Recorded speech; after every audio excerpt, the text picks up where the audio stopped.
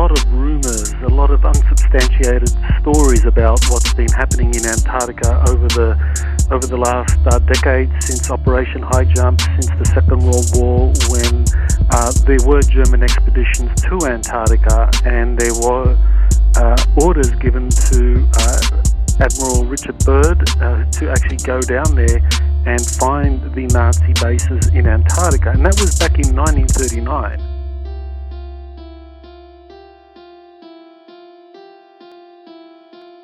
This was before the Second World War began, and Byrd had orders from President Roosevelt to find the German bases to find out if they were in violation of the Monroe Doctrine.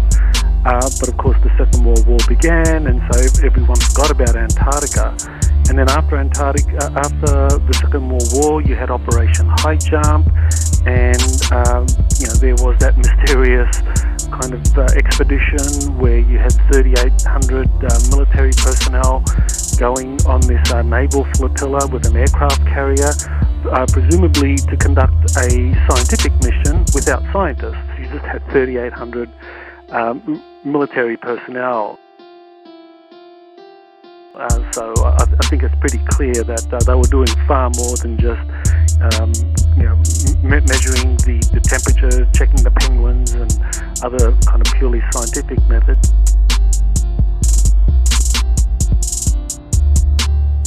And so there's been a lot of stories, a lot of rumours about Nazis going down there, being able to navigate under the ice, that there were hidden waterways because the ice sheet had formed over the continent of Antarctica, but that the waterways, the ancient river system on the Antarctic continent, which is vast. I mean, the listeners really need to appreciate that Antarctica's twice the size of the 48 contiguous US states. So, we're talking about a massive continent. The Nazis were able to find some of these submerged rivers and send their submarines down them to establish bases under the ice.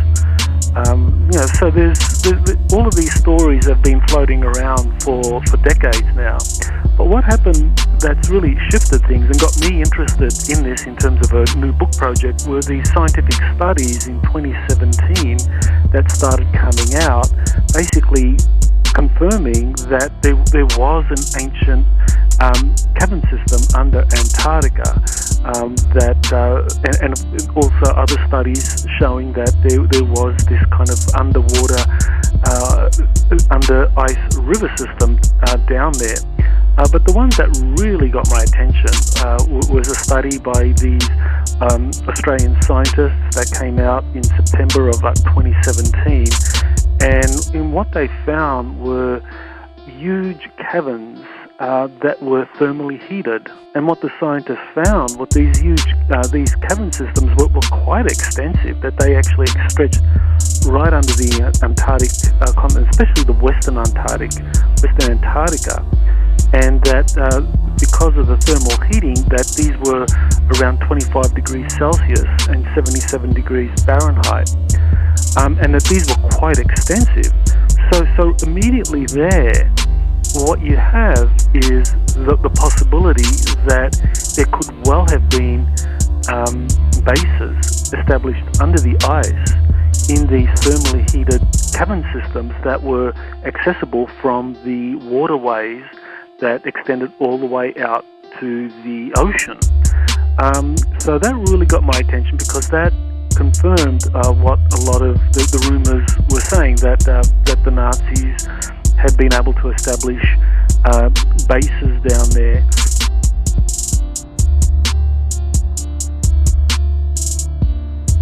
So how could Germany regain its great power status by establishing colonies? Well, they looked to Antarctica. So from 1936, Hitler, the Nazi party, basically made it a policy to colonize Antarctica.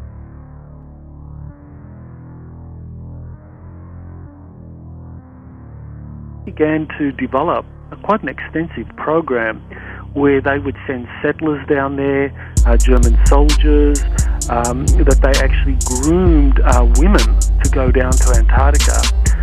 And during the Second World War itself, they actually were able to get their hands on 10,000 Ukrainian women of German ancestry, and basically they were part of this special corps that had been established by the Nazi SS, which had a division dealing with kind of racial purity. You know, there is evidence for this, that this was indeed happening. You know, probably the most well-known is Admiral Karl Donitz, who was the head of Germany's U-boat fleets. And he bragged 3 times, including the Nuremberg War trials, of having established a Shangri-La for Hitler in a frozen continent.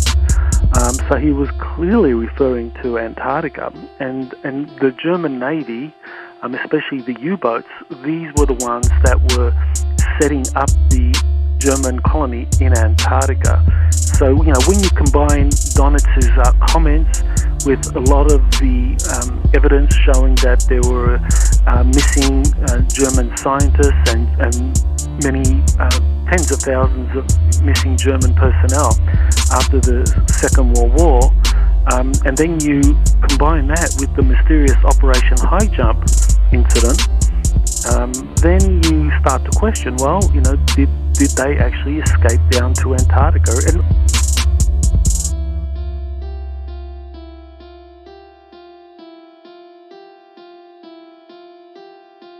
And we know the Germans actually did have the wherewithal to be able to establish huge underground caverns, because this is exactly what they did. They were sending a lot of submarines down to Antarctica. I mean, the Germans really poured a lot of resources into developing all types of submarines, and it was the XX-1, or the German U-boat 21, which was the first modern submarine. This was a submarine that could actually stay under the water, submerged, for many days or several weeks even, because they had been able to develop the technology for that. Finding some of these ancient artifacts that Antarctica was not a land covered in ice for millions of years as the scientific mainstream assert, but Antarctica was at one point, and we could probably go to the pre-flood era, that Antarctica was actually free of the ice, and that would substantiate what the Peri-Reis map and the Orontius-Phineas maps are telling us, because these were maps that were accessed in ancient times by navigators, and it shows that Antarctica was a place that was known to the ancients and that it was navigable. And so this is something that I think helps substantiate that Antarctica is a place that truly has an ancient history.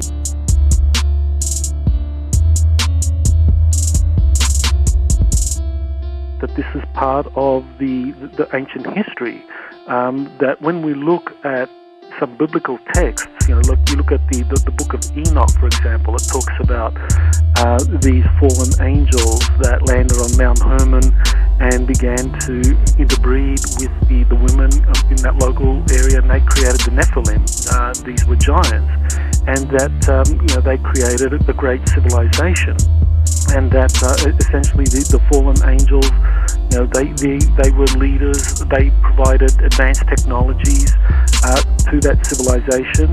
Eventually, rulership passed over to the Nephilim, and this is a process that's described in the King's List, the ancient Sumerian cuneiform tablet, and also Manetho, the ancient Egyptian historian, who also talks about a time where you had these gods ruling over humanity that were then supplanted by the demigods, which were their hybrid offspring with humanity. And so that shows that historically there was a time when surface humanity knew about the gods, which I think is pretty clearly a reference to extraterrestrials. And when you ask the question, well, where did they come from? The answer is Antarctica. Atlantis, that Plato described in the book of Critias and Timaeus. And so Antarctica was where the extraterrestrials landed, and from there they established their colonies all around the world, including the ancient area of Palestine. That's where they established the Nephilim. And in the Book of Enoch itself, it actually alludes to Antarctica, because it describes the process by which the fallen angels were defeated in a war against the righteous angels, and that they were imprisoned.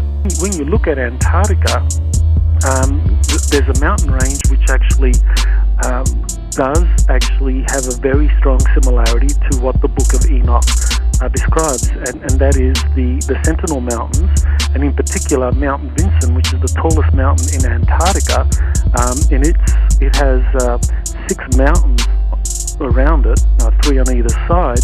Is consistent with what the Book of Enoch describes. Losing a war against another group of angels, who I believe were another group of extraterrestrials, losing this war and then being imprisoned in an icy continent. The ice sheets accumulate over the years to become incredibly heavy, and so this can affect the Earth's axis of rotation. And according to Einstein and of course Charles Hapgood, this is the mechanism driving the pole shifts over untold millennia. And so that kind of brings us to the modern day, because now we look at a process that is occurring kind of like right in front of our very eyes, which is the melting of the ice caps in Antarctica. And in particular, it's Western Antarctica, which is where there is the most noticeable melting of the ice caps. And of course, many scientists attribute this to global warming, carbon dioxide leading to the oceans heating up and therefore melting the ice. 2016, there were a number of dignitaries, Buzz Aldrin, John Kerry, the Russian Orthodox Patriarch, Australia's Governor-General went down there as well. What could possibly be happening? I think what's been happening is that because Antarctica has been experiencing this dramatic heating up, that there are parts of Antarctica which are now being exposed that have been under the ice for many thousands of years. And they're finding things. They're finding artifacts. They're finding bodies. They're finding even cities. They're finding spacecraft down there. And as they have been finding these things, then they have been covertly excavating them, sending teams of scientists down there to kind of record it all. And I think these dignitaries went down there because they were given access to some of the things that were being discovered. And so, well, why is this happening now? Why is Antarctica melting? And I think this is where we really need to kind of look at, the real explanation that's driving the melting of the ice caps in Antarctica, which is these large number of volcanoes that have been discovered. And the volcanoes are concentrated in Western Antarctica. And this is why Western Antarctica is heating up so quickly. As the volcanoes start to become active, the ice starts to melt. And as the ice melts, the 2-mile ice sheet over the volcanoes, which have been suppressing them for millennia from activity, they start to lose weight. And as they lose weight, the volcanoes are now able to become more active, because that force keeping the magma kind of well inside the volcano can now, the magma can come forward and melt more of the ice. And so the process is accelerating. Lake Vostok is it's about 250 miles long. It's this huge lake buried under 2 miles of ice, right next to what used to be the magnetic South Pole.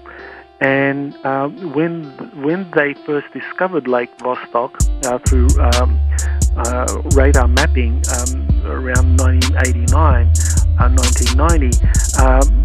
At first, they thought that this would be a great place to be able to test robotic probes that NASA would then send on to Europa to drill under the ice there and explore for life. Scientific measurements showed that there was this enormous magnetic anomaly at one end of Lake Vostok, around 50 miles in diameter. And the magnetic anomaly was consistent with a place, an area that had a lot of particular types of metals and alloys. So this was very suggestive of a city down there in Antarctica. And so immediately after the magnetic anomaly was discovered, NASA changed the story. It now said that it was not environmentally responsible to send robotic probes down to Lake Vostok. This I think what they found was actually a city. Yes, something that had been buried under the ice for a long time, 50 miles in diameter. I mean, that would be a kind of large metropolitan area. And this was something that in 2000, Raytheon got the contract to oversee the Antarctic projects from the National Science Foundation, and they started to send teams of operatives down through the ice, down to find out what was down near the anomaly, and many of these operatives started to get very, very sick. So, this is suggestive of some kind of advanced technology now.